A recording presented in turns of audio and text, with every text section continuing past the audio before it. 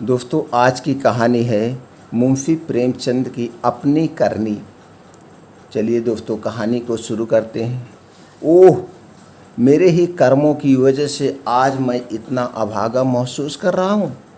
मेरे ऊपर आज अपमान भी हफ्ता होगा, क्योंकि मैंने खुद अपने हाथों से सब कुछ उजाड़ दिया। 1 साल पहले मैं इतना किस्मत वाला था, क्या ही कहूँ। आराम की जीवन, अच्छी सेहत, पत्नी और 2 प्यारे बच्चे, ऊंचा घराना, उस पर पढ़ा लिखा होने के बाद भी मैंने खुद ही ऐसी हालात कर ली। एक इंसान को जो कुछ भी एक अच्छी ज़िंदगी जीने के लिए चाहिए, वो सब मेरे पास था। मैं अब भी किसी योग्य नहीं, क्योंकि मैंने किसी चीज़ की कद्र ही नहीं की। मेरे जीवन में ऐसी महिला थी जिसने मुझ में लाख बुराई होने के बाद भी कुछ बुरा नहीं कहा, कभी गुस्सा नहीं किया। मैं ऐसा हूँ कि दीवानगी के नशे में चूर होकर उसे इज्जत नहीं की। उसे तड़पाया, रुलाया और मन ही मन खूब जलाया भी।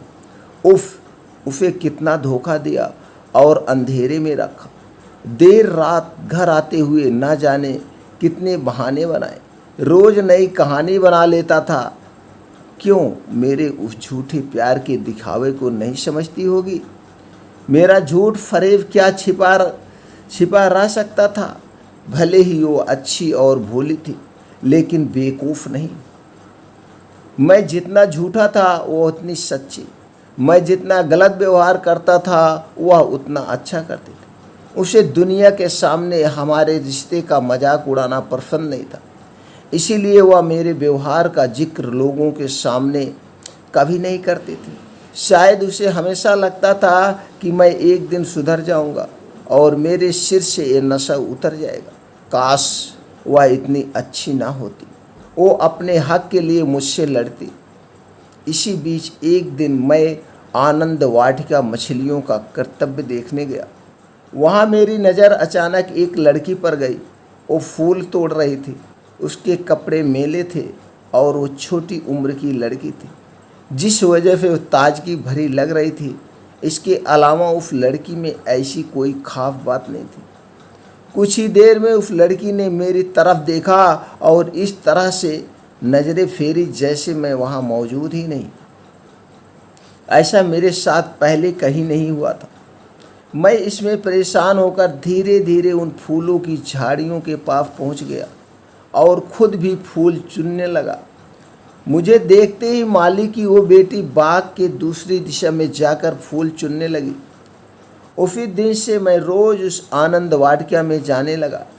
ऐसा नहीं था कि मुझे उस लड़की से प्यार हो गया था, बस कुछ पाने का मोह मुझे वहाँ खींच कर ले जाता था। मैं रोज़ रूप बदल कर वहाँ जाता था, लेकिन हाथ कुछ नहीं लगता था। प्यार की बातें होना तो दूर की बात थी, वो मेरी तरफ देखती भी नहीं थी। इस योजना से जब काम नहीं चला तो मैंने नई तरकीब सोची। अगले दिन मैंने बुलडॉग टॉमी के साथ आनंद वाटिका गया। जैसे ही वह लड़की अपने आंचल में फूल भरकर बाग से जाने लगी, मैंने अपने टॉमी को उसकी तरफ जाने का इशारा कर दिया। वो बुलडॉग भौंकते हुए तेजी से उस लड़की की ओर दौड़ा। वो अपने पीछे कुत्ता देखकर चीखते हुए तेजी से भागी और कुछ ही दूरी पर गिर गई। मैं भी फटाफट छड़ी लेकर वहां गया और अपने टॉमी को 1-2 मार लगा दी। उसके बाद फूलमती के आंचल से जमीन पर गिरे फूलों को समेटकर उसे हाथों से पकड़कर बैठा दिया। फिर उससे दुखी होकर पूछा कि तुम्हें लगी तो नहीं? यह बुलडॉग बदमाश हो गया है, इसने काटा तो नहीं? उस लड़की ने दुपट्टे से मुंह को ढकते हुए कहा कि तुमने समय पर आकर बचा लिया, वरना यह मार ही डालता। अपनी तारीफ उसे से सुनकर मन को अच्छा लगा और दिल जोर से धड़का। मेरे मन में हुआ कि यह तरीका काम कर रहा है। उस दिन से उस फूलमती से मेरी बातें होनी शुरू हो गई। उसके बाद मैंने जाल फैलाया, बातें रची और ना जाने क्या क्या किया। इन सब तरकीबों के बारे में दिल फेंक किस्म के सारे लोग जानते हैं।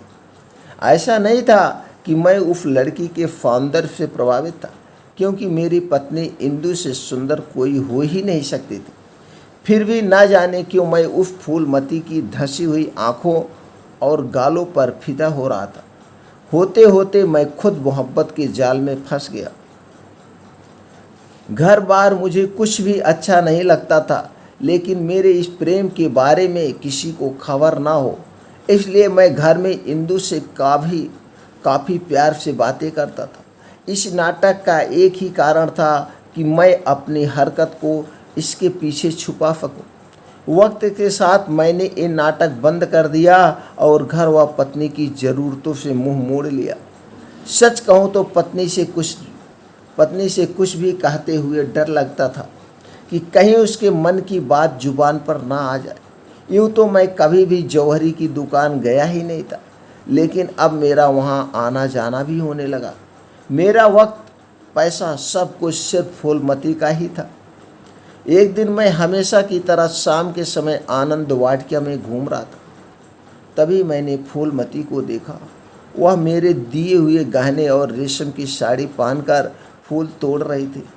उसी वक्त राजा भी कुछ दोस्तों के साथ वहां पहुंच गए। फूलमती राजा को पहचानती थी, इसलिए तेजी से झाड़ी की तरफ छिप गई। उस वक्त महाराज को जाना तो था पानी के कुंड के पास, लेकिन वह बाग की तरफ ही चले गए। वहाँ उन्होंने झाड़ी के पीछे फूलमती को छिपते हुए देखकर गुस्से में पूछा, तुम कौन हो और यहाँ क्या कर रही हो? उस समय आनंद वाटिका के सारे लोग मेरी तरफ ही देखने लगे। मुझे भी लगा कि झट से जवाब दे देना चाहिए, नहीं तो पता नहीं क्या हो जाए। मैंने कहा, महाराज, ये यहाँ के मालिक की बेटी है। यह सुनते ही राजा और बिगड़ गए।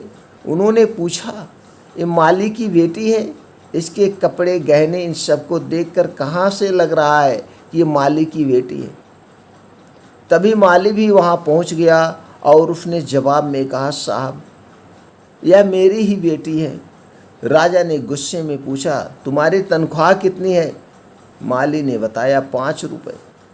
फिर राजा ने पूछा, क्या यह शादीशुदा है? माली जवाब में बोला, नहीं। यह सुनते ही महाराज ने नाराज होते हुए कहा, इसका मतलब तू चोरी करके इसे एक गहने और रेशम की साड़ी देता। अभी मैं तेरी शिकायत पुलिस में करता हूँ। कमाता है 5 रुपये और बेटी के गहनों से लदा रखा है। महाराज के पैर पर गिरकर माली बोलने लगा, साहब, मेरी वफादारी पर सवाल मत उठाइए। ये इस लड़की की ही हरकत है। आजकल ये बड़े लोगों के साथ उठने बैठने लगी है। इसने इतनी मेरी नाक कटा दी है। वहाँ से ही इसे ही ये सब कुछ मिला है। आप जानते ही हैं अमीर लोग कैसे होते हैं।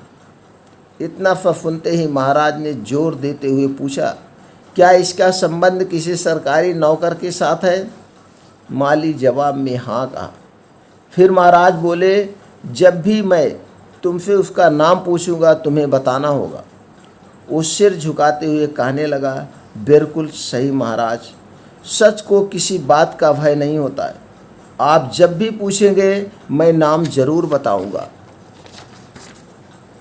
उस समय मेरा शरीर पूरा ठंडा पड़ गया। मन में हुआ कि आज ही राजा के सामने मेरा राज खुल जाएगा और बदनामी होनी पक्की है। लेकिन महाराज ने अपने दरबार के कार्यकर्ता की इज्जत को यूं सरेआम उछालना ठीक नहीं जाना और नाम बाद में पूछने की बात कहते हुए अपनी गाड़ी में बैठकर महल चले गए। तभी मैं अपने घर पहुंचा तो वहां एक बूढ़ी औरत दिखाई दी। वो बिल्कुल पूछताछ करने वाली जासूस महिला लग रही थी। वह चेहरे पर नकली भोलापन लेकर चलती है। मैंने अंदर जाते ही पत्नी से पूछा, कौन थी वो? उसने बताया कि एक भिखारन थी।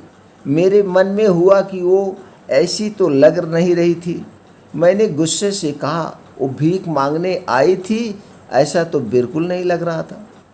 मेरी पत्नी ने मुझ पर तंज कसते हुए कहा, आजकल अंदर से कौन कैसा होता है किसी को पता थोड़ी चलता है। वह भीख मांगने के लिए आई थी, मैंने दे दी। वह कैसी थी कैसी नहीं इसकी जांच नहीं की मैंने। तब मैं नाराज़ होकर पत्नी का हाथ पकड़ते हुए बोला, देखो जो भी है सच सच मुझे बता दो। मैं तुम पर बहुत भरोसा करता हूँ और मुझे अपनी इज्जत किसी भी चीज़ से ज़्यादा प्यारी है। तुम्हारे बात करने के तरीके से मैं समझ रहा हूँ कि तुम ज़रूर कुछ गड़बड़ है। तभी वह रोते हुए बोली, तुम मुझ पर शक मत करो। मैं उस महिला की बात में आ गई थी और घर का पूरा हाल बता दिया। मेरा गुस्सा कम हुआ और मैंने इंद्रमती से पूछा, आखिर क्या हाल बता दिया तुमने उसे? उधर से जवाब आया, सब कुछ तुम्हारे घर से यूं ही मुंह मोड़ना, लापरवाही, बेवफाई, किसी चीज़ की फिक्र ना करना, मैंने सब उसे बता दिया। तुम्हें अंदाज़ा भी है कि घर चलाने के लिए मेरे सारे गहने बिक गए। तुमने 3 महीने से घर खर्च के लिए 1 रुपये भी नहीं दिए। इन सब से मेरा मन दुखी था और जब उसने प्यार से पूछा तो मैंने भी सारा हाल कह दिया। लेकिन आज एक बात साफ हो गई कि तुम्हें मुझ पर भरोसा नहीं है, वरना इस तरह से बात नहीं करते। यह सब जानते ही मैंने अपने दोनों हाथों से अपना सिर पकड़ लिया।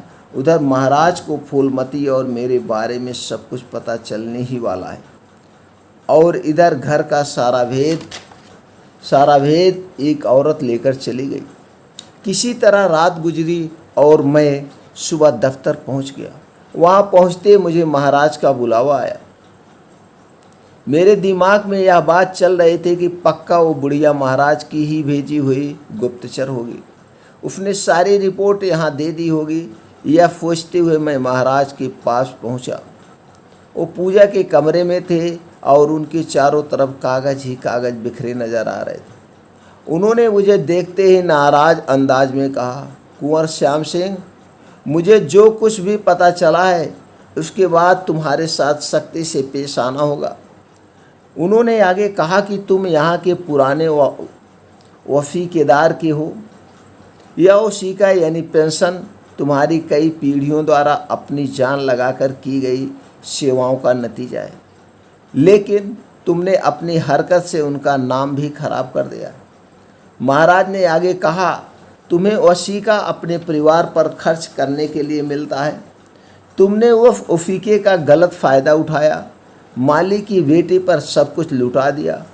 अब मैंने उस वसीके के दस्तावेज से तुम्हारा नाम हटाकर तुम्हारी पत्नी का नाम डाल दिया है, ताकि वो तुम्हारे बच्चों को पढ़ा लिखा कर इस काबिल बना सके कि तुम्हारी पीढ़ियों की तरह वो महल की सेवा करें। तुम्हारी जैसी हरकत से तो पीढ़ियों का नाम खराब तो होगा ही और वसीकेदारों का भी नहीं बचेगा।